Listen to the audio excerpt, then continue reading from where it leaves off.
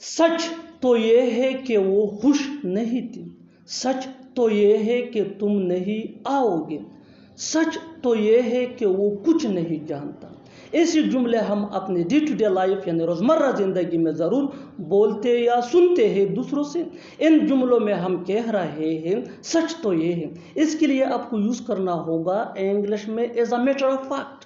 आइए complete structure देखते हैं। As a matter of fact plus comma plus sentence.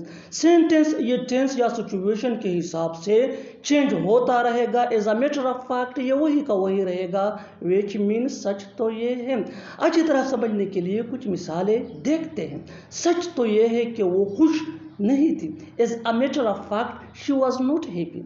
As a matter of fact she was not happy. सच तो ये है कि तुम नहीं आओगे।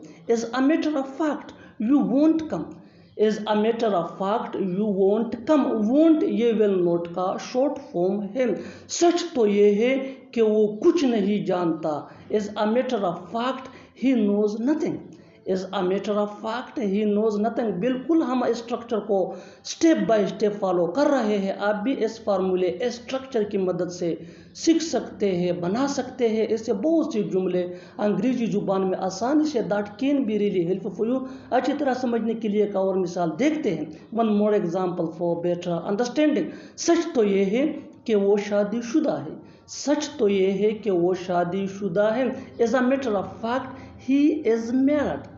As a matter of fact he is married. और आखिर में ये सेंटेंस आपके लिए कमेंट सेक्शन में इसका जवाब ज़रूर देना। सच तो ये है कि ये सच नहीं है। सच तो ये है कि ये सच नहीं है। Subscribe to English PS for more advance English sentence structure. Thanks मानना।